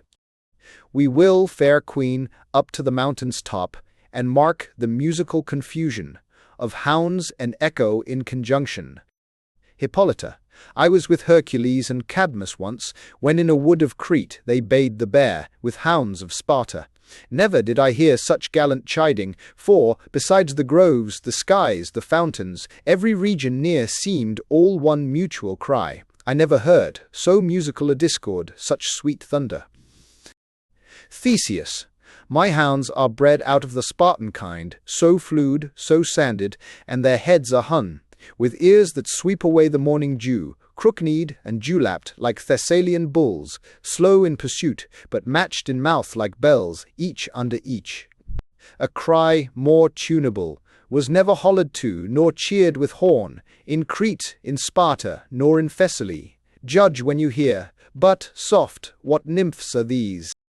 Aegeus, my lord, this is my daughter here asleep, and this Lysander, this Demetrius is, this Helena, old Nadar's Helena, I wonder of their being here together. Theseus, no doubt they rose up early to observe the rite of May, and, hearing our intent, came here in grace of our solemnity. But speak, Aegeus, is not this the day that Hermia should give answer of her choice? Aegeus, it is, my lord. Theseus, go, bid the huntsmen wake them with their horns. Horns, and shout within. Demetrius, Lysander, Hermia, and Helena, wake and start up. Good morrow, friends, St. Valentine is past. Begin these wood birds but to couple now? Lysander, pardon, my lord. He and the rest kneel to Theseus. Theseus, I pray you all, stand up. I know you two are rival enemies. How comes this gentle concord in the world, that hatred is so far from jealousy, to sleep by hate and fear no enmity? Lysander, my lord, I shall reply amazedly, half sleep, half waking, but as yet, I swear, I cannot truly say how I came here. But, as I think for truly would I speak, and now I do bethink me, so it is, I came with Hermia hither. Our intent was to be gone from Athens, where we might be, without the peril of the Athenian law. Aegeus, enough, enough, my lord, you have enough. I beg the law upon his head. They would have stolen away, they would, Demetrius, thereby to have defeated you and me, you of your wife, and me of my consent, that she should be your wife. Demetrius, my lord, fair Helen told me of their stealth, of this their purpose hither to this wood, and I in fury hither followed them, fair Helena in fancy following me. But, my good lord, I wot not by what power, but by some power it is, my love to Hermia, melted as the snow, seems to me now, as the remembrance of an idle gaud, which in my childhood I did dote upon, and all the faith, the virtue of my heart, the object and the pleasure of mine eye, is only Helena. To her, my lord, was I betrothed ere I saw Hermia, but like a sickness did I loathe this food. But, as in health come to my natural taste, now I do wish it, love it, long for it, and will for evermore be true to it. Theseus, fair lovers, you are fortunately met. Of this discourse we more will hear anon. Aegeus, I will overbear your will, for in the temple by and by with us these couples shall eternally be knit, and, for the morning now is something worn, our purposes hunting shall be set aside. Away with us to Athens. 3 and 3 we'll hold a feast in great solemnity. Come, Hippolyta. Ixion, Theseus, Hippolyta, Aegeus, and train. Demetrius, these things seem small and undistinguishable, like far-off mountains turned into clouds. Hermia, methinks I see these things with parted eye, when everything seems double. Helena, so methinks, and I have found Demetrius like a jewel, mine own and not mine own. Demetrius, are you sure that we are awake? It seems to me that yet we sleep, we dream. Do not you think the Duke was here, and bid us follow him? Hermia, yea, and my father. Helena, and Hippolyta. Lysander, and he did bid us follow to the temple. Demetrius, why then we are awake, let's follow him, and by the way let us recount our dreams. Exeunt, W as easiunt, bow, once die, bottom, all waking. 8. When my cue comes, call me, and I will answer. My next is, most fair Pyramus. Hi-ho, Peter Quince, fruit, the bellows, mender, snout, the tinker, starveling, God's my life, stolen hence, and left me asleep. I have had a most rare vision, I have had a dream, past the wit of man to say what dream it was. Man is but an ass if he go about to expound this dream. Methought I was, there is, no man can tell what. Methought I was, and methought I had, but man is but a patched fool if he will offer to say what methought I had. The eye of man hath not heard, the ear of man hath not seen. Man's hand is not able to taste, his tongue to conceive, nor his heart to report what my dream was. I will get Peter Quince to write a ballad of this dream. It shall be called Bottom's Dream, because it hath no bottom, and I will sing it in the latter end of a play before the Duke. Peradventure, to make it the more gracious, I shall sing it at her death. Exit. Naughty, 4ATCE. Scene, II, Athens. A room in Quince's house. Enter Quince, flute, snout, and starveling. Quince, have you sent to Bottom's house? Is he come home yet? Starveling, he cannot be heard of. Out of doubt he is transported. Flute, if he come not, then the play is marred. It goes not forward, doth it? Quince, it is not possible. You have not a man in all Athens able to discharge Pyramus, but he. Flute, no, he have simply the best wit of any handicraft man in Athens. Quince, yea, and the best person too, and he is a very paramour for a sweet voice. Flute, you must say paragon.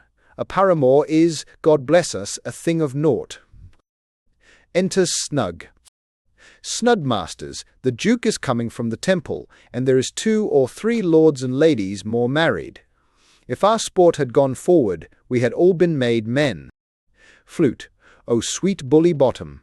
Thus hath he lost 6pence a day during his life. He could not have scaped 6pence a day, and the Duke had not given him 6pence a day for playing Pyramus, I'll be hanged. He would have deserved it, 6pence a day in Pyramus or nothing. Enter Bottom. Bottom, where are these lads? Where are these hearts? Quince, Bottom, O most courageous day, O most happy hour. Bottom, masters, I am to discourse wonders, but ask me not what. For if I tell you I am not true Athenian, I will tell you everything, right as it fell out. Quince, let us hear, sweet Bottom. Bottom, not a word of me. All that I will tell you is, that the Duke hath dined. Get your apparel together, good strings to your beards, new ribbons to your pumps. Meet presently at the palace, every man look o'er his part. For the short and the long is, our play is preferred. In any case, let Thisbe have clean linen, and let not him that plays the lion pare his nails, for they shall hang out for the lion's claws. And most dear actors, eat no onions nor garlic, for we are to utter sweet breath, and I do not doubt but to hear them say it is a sweet comedy. No more words. Away, go, away. Chew, exude. Aces. Act V. Scene I, Athens. An apartment in the palace of Theseus. Enter Theseus, Hippolyta, Philostrate, lords and attendants. Hippolyta, 'tis strange, my Theseus, that these lovers speak of. Theseus, more strange than true. I never may believe these antique fables, nor these fairy toys. Lovers and madmen have such seething brains, such shaping fantasies, that apprehend more than cool reason ever comprehends. The lunatic, the lover, and the poet are of imagination all compact. One sees more devils than vast hell can hold. That is the madman, the lover, all as frantic, sees Helen's beauty in a brow of Egypt, the poet's eye, in a fine frenzy rolling, doth glance from heaven to earth, from earth to heaven. And as imagination bodies forth the forms of things unknown, the poet's pen turns them to shapes, and gives to airy nothing a local habitation and a name. Such tricks hath strong imagination, that if it would but apprehend some joy, it comprehends some bringer of that joy. Or in the night, imagining some fear, how easy is a bush supposed to bear? Hippolyta, but all the story of the night told over, and all their minds transfigured so together, more witnesseth than fancy's images, and grows to something of great constancy, but howsoever strange and admirable. Enter lovers, Lysander, Demetrius, Hermia, and Helena. Theseus, Here come the lovers, full of joy and mirth. Joy, gentle friends, joy and fresh days of love, accompany your hearts. Lysander, more than to us, wait in your royal walks, your board, your bed. Theseus, come now, what masks, what dances shall we have, to wear away this long age of free hours between our after-supper and bedtime? Where is our usual manager of mirth? What revels are in hand? Is there no play, to ease the anguish of a torturing hour? Call Philostrate. Philostrate, hear, mighty Theseus. Theseus, say, what abridgment have you for this evening? What mask? What music? How shall we beguile the lazy time, if not with some delight? Philostrate, there is a brief. How many sports are ripe? Make choice of which your highness will see first. Giving a paper, 70s St, 70s X2. Theseus, reads us the battle with the centaurs, to be sung by an Athenian eunuch to the harp. Will none of that. That have I told my love, in glory of my kinsman Hercules, the riot of the tipsy bacchanals, tearing the Thracian singer in their rage. That is an old device, and it was played when I from Thebes came last a conqueror, the thrice three muses mourning for the death of learning, late deceased in beggary. That is some satire keen and critical, not sorting with a nuptial ceremony. A tedious brief scene of young Pyramus, and his love, Thisbe, very tragical mirth. Merry and tragical, tedious and brief, that is hot ice and wondrous strange snow. How shall we find the concord of this discord? Philostrate, a play there is, my lord, some 10 words long, which is as brief as I have known a play, but by 10 words, my lord, it is too long, which makes it tedious. For in all the play there is not one word apt, one player fitted, and tragical, my noble lord, it is. For Pyramus therein doth kill himself, which when I saw rehearsed, I must confess, made mine eyes water, but more merry tears, the passion of loud laughter never shed. Theseus, what are they that do play it? Philostrate, hard-handed men that work in Athens here, which never laboured in their minds till now, and now have toiled their unbreathed memories with this same play against your nuptial. Theseus, and we will hear it. Philostrate, no, my noble lord, it is not for you. I have heard it over, and it is nothing, nothing in the world, unless you can find sport in their intents, extremely stretched and conned with cruel pain, in to do you service. Theseus, I will hear that play, for never anything can be amiss, when simpleness and duty tender it. Go, bring them in, and take your places, ladies. Exit Philostrate. Y 70 uses, ye 70 use, to Easius. Hippolyta, I love not to see wretchedness charged, and duty in his service perishing. Theseus, why, gentle sweet, you shall see no such thing. Hippolyta, he says they can do nothing in this kind. Theseus, the kinder we, to give them thanks for nothing. Our sport shall be to take what they mistake, and what poor duty cannot do, noble respect takes it in might, not merit. Where I have come, great clerks have purposed to greet me with premeditated welcomes, where I have seen them shiver and look pale, make periods in the midst of sentences, throttle their practices, accent in their fears, and, in conclusion, dumbly have broke off, not paying me a welcome. Trust me, sweet, out of this silence, yet I picked a welcome, and in the modesty of fearful duty I read as much as from the rattling tongue of saucy and audacious eloquence. Love, therefore, and tongue-tied simplicity, in least speak most to my capacity. Enter Philostrate. Philostrate, so please your grace, the prologue is addressed. Theseus, let him approach. Flourish of trumpets. Enter the prologue. Prologue. If we offend, it is with our good will, that you should think we come not to offend, but with good will, to show our simple skill, that is the true beginning of our end. Consider then, we come but in despite. We do not come, as minding to content you, our true intent is, all for your delight, we are not here. That you should here repent you, the actors are at hand, and, by their show, you shall know all that you are like to know. Theseus. This fellow doth not stand upon points. Lysander. He hath rid his prologue like a rough colt, he knows not the stop. A good moral, my lord, it is not enough to speak, but to speak true. Hippolyta. Indeed he hath played on this prologue like a child on a recorder, a sound, but not in government. Theseus. His speech was like a tangled chain, nothing impaired, but all disordered. Who is next? Enter Pyramus and Thisbe, Wall, Moonshine and Lion, as in dumb show. Prologue. Gentles, perchance you wonder at this show, but wonder on, till truth make all things plain.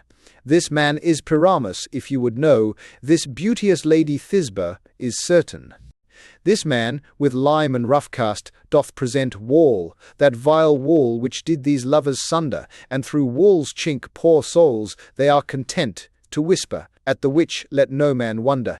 This man, with lantern, dog, and bush of thorn, presenteth Moonshine, for, if you will know, by moonshine did these lovers think no scorn. To meet at Ninus' tomb, there to woo. This grisly beast, which Lion hight by name, the trusty Thisbe, coming first by night, did scare away, or rather did affright, and as she fled, her mantle she did fall, which Lion vile with bloody mouth did stain. Anon comes Pyramus, sweet youth and tall, and finds his trusty Thisbe's mantle slain, whereat with bloody, blameful blade, he bravely broached his boiling, bloody breast, and Thisbe, tarrying in mulberry shade, his dagger drew, and died. For all the rest, let Lion, Moonshine, Wall, and lovers twain, at large discourse, while here they do remain. Exeunt prologue. Pyramus, Thisbe, Lion, and Moonshine. In C, 7 point. Theseus. I wonder if the lion be to speak. Demetrius. No wonder, my lord. One lion may, when many asses do. Wall. In this same interlude it doth befall that I, one Snout by name, present a wall, and such a wall as I would have you think, that had in it a crannied hole or chink, through which the lovers, Pyramus and Thisbe, did whisper often, very secretly. This loam, this rough cast, and this stone, doth show that I am that same wall, the truth is so, and this the cranny is, right and sinister, through which the fearful lovers are to whisper. Theseus. Would you desire lime and hair to speak better? Demetrius. It is the wittiest partition that ever I heard discourse, my lord. Theseus. Pyramus draws near the wall. Silence. Enter Pyramus. Pyramus. O grim-looked night, O night with hue so black, O night, which ever art when day is not, O night, O night, O night, alack, alack, alack, I fear my Thisbe's promise is forgot. And thou, O Wall, O sweet, O lovely Wall, that stands between her father's ground and mine, thou Wall, O sweet and lovely Wall, show me thy chink, to blink through with mine eyne. Wall holds up his fingers. We shoulder you as type of crossjobers into sti. Thanks, courteous Wall, Jove shield thee well for this. But what see I? No, Thisbe do I see. O wicked Wall, through whom I see no bliss, cursed be thy stones for thus deceiving me. Theseus. The Wall, methinks, being sensible, should curse again. Pyramus. No, in truth, sir, he should not. Deceiving me is Thisbe's cue, she is to enter now, and I am to spy her through the wall. You shall see it will fall pat as I told you. Yonder she comes. Enter Thisbe. Thisbe. O Wall, full often hast thou heard my moans, for parting my fair Pyramus and me. My cherry lips have often kissed thy stones with lime and hair knit up in thee. Pyramus, I see a voice, now will I to the chink, to spy an eye, can hear my Thisbe's face. Fortings, Thisbe's, ass a. Thisbe, my love thou art, my love, I think. Pyramus, think what thou wilt, I am thy lover's grace, and like Lymander am I trusty still. Thisbe, and I like Helen till the fates me kill. Pyramus, not Shaphalus to Procrus was so true. Thisbe, as Shaphalus to Procrus, I to you. Pyramus, oh, kiss me through the hole of this vile wall. Thisbe, I kiss the wall's hole, not your lips at all. Pyramus, wilt thou at Ninny's tomb meet me straightway? Thisbe, tide life, tide death, I come without delay.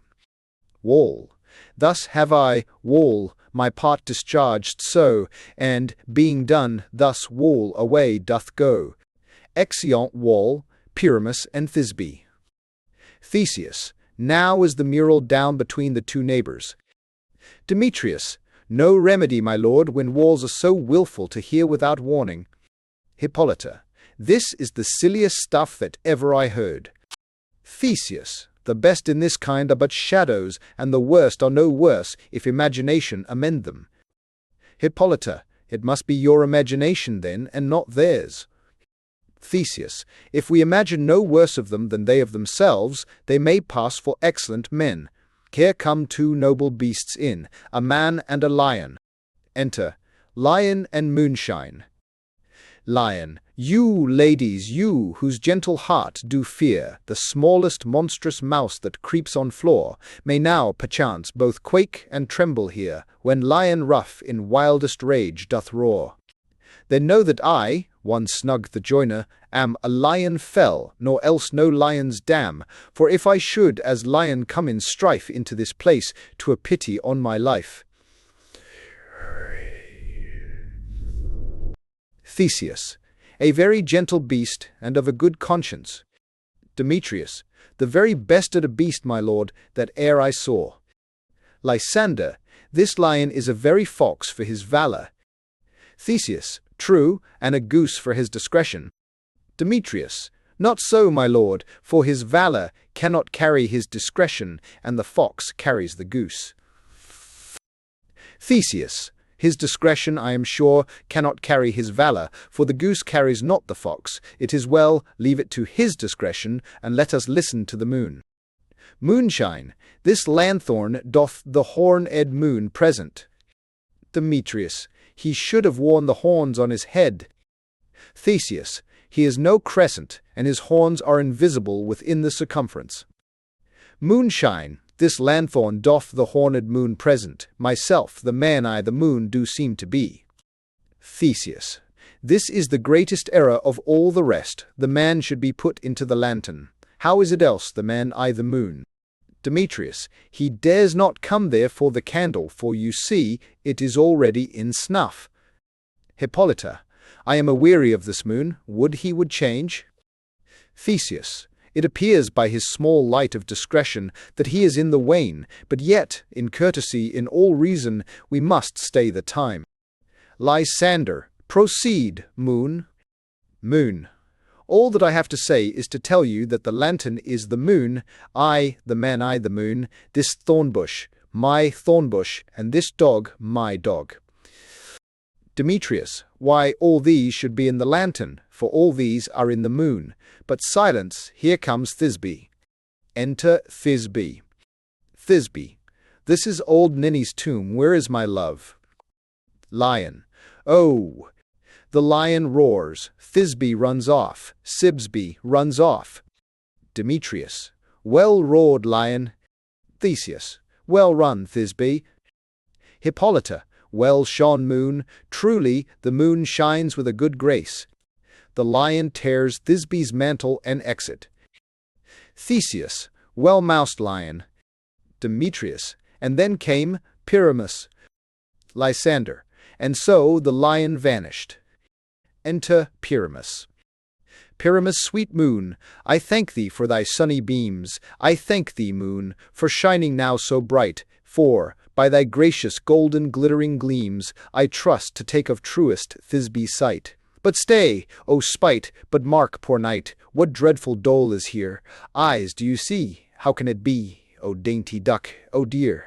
Thy mantle good, what, stained with blood? Approach, ye furies fell. O fates, come, come, come, cut thread and thrum, quail, rush, conclude, and quell. Theseus, this passion and the death of a dear friend would go near to make a man look sad. Hippolyta, beshrew my heart, but I pity the man. Pyramus. O wherefore nature didst thou lions frame, since lion vile hath here deflowered my dear, which is no, which was the fairest dame that lived, that loved, that liked, that looked with cheer. Come, tears, confound out sword and wound the pap of Pyramus, that left pap, where heart doth hop, thus die I, thus. Now am I dead, now am I fled, my soul is in the sky. Tongue, lose thy light, moon, take thy flight, now die. Dies. For awful, following end up. Exit moonshine, sometimes timeses, with just the dies with bout 236. Demetrius, no die but an ace, for him, for he is but one. Lysander, less than an ace man, for he is dead, he is nothing. Theseus, with the help of a surgeon, he might yet recover and prove an ass. Hippolyta, how chance moonshine is gone before Thisbe comes back and finds her lover. Theseus, she will find him by starlight. Enter Thisbe. Here she comes, and her passion ends the play. Hippolyta, methinks she should not use a long one for such a Pyramus. I hope she will be brief. Demetrius, a mote will turn the balance, which Pyramus, which Thisbe is the better, he for a man, God warrant us, she for a woman, God bless us. Lysander, she hath spied him already with those sweet eyes. Demetrius, and thus she means videlicets. Thisbe, asleep, my love. What, dead, my dove? O Pyramus, arise, speak, quite dumb, dead. A tomb must cover thy sweet eyes. These lily lips, this cherry nose, these yellow cowslip cheeks are gone. Lovers make moan, his eyes were green as leeks. O sisters three, come to me, with hands as pale as milk, lay them in gore, since you have shore, with shears his thread of silk. Tongue, not a word, come, trusty sword, come, blade, my breast imbrue, and farewell, friends, thus Thisbe ends, adieu. Said, dies, after 100 pays, Olver dices of resources, or Olver dices efford, non-cumptious, then see. Theseus, moonshine and lion are left to bury the dead. Demetrius, aye, and wall too. Bottom, no, I assure you, the wall is down that parted their fathers. Will it please you to see the epilogue, or to hear a burgomask dance between two of our company? Theseus, no epilogue, I pray you, for your play needs no excuse. Never excuse, for when the players are all dead, there need none to be blamed. Marry, if he that writ it had played Pyramus, and hanged himself in Thisbe's garter, it would have been a fine tragedy, and so it is, truly, and very notably discharged. But come, your burgomask, let your epilogue alone. Here a dance of clowns, today, how a sea. The iron tongue of midnight hath tolled 12, lovers to bed, 'tis almost fairy time. I fear we shall outsleep the coming morn, as much as we this night have overwatched. This palpable gross play hath well beguiled the heavy gait of night. Sweet friends, to bed. A fortnight hold we this solemnity, in nightly revels and new jollity. Ye old days, operation. Enter Puck. Puck, now the hungry lion roars, and the wolf behowls the moon, whilst the heavy ploughman snores, all with weary task fordone. Now the wasted brands do glow, whilst the screech owl, screeching loud, puts the wretch that lies in woe in remembrance of a shroud. Now it is the time of night, that the graves, all gaping wide, every one lets forth his sprite, in the church-way paths to glide. And we fairies, that do run, by the triple Hecate's team, from the presence of the sun, following darkness like a dream, now our frolic, not a mouse, shall disturb this hallowed house. I am sent with broom before, to sweep the dust behind the door. Enter Oberon and Titania with their train. Oberon, through the house give glimmering light, by the dead and drowsy fire. Every elf and fairy sprite, hop as light as bird from briar, and this ditty after me, sing and dance it trippingly. Titania. First rehearse your song by rote, to each word a warbling note, hand in hand, with fairy grace, will we sing and bless this place. Song and dance. A.G. Oberon. Now, until the break of day, through this house each fairy stray. To the best bride bed will we, which by us shall blessed be, and the issue there create, ever shall be fortunate. So shall all the couples three ever true in loving be, and the blots of nature's hand shall not in their issue stand, never mole, harelip, nor scar, nor mark prodigious, such as are despised in nativity, shall upon their children be. With this field due consecrate, every fairy take his gate, and each several chamber bless, through this palace with sweet peace, and the owner of it blessed. Ever shall it in safety rest, trip away, make no stay, meet me all by break of day. Exeunt Oberon, Titania and train. A thirst 244 of Axion de Valley. One of other grade 4 with a valley and mighty horse caseun, a value and mighty chakesun with samus tree formation, and this tinier and craze, as a navals of the Titania and train gains in 1917. Puck, if we shadows have offended, think but this, and all is mended, that you have but slumbered here, while these visions did appear. And this weak and idle theme, no more yielding but a dream, gentles, do not reprehend, if you pardon, we will mend.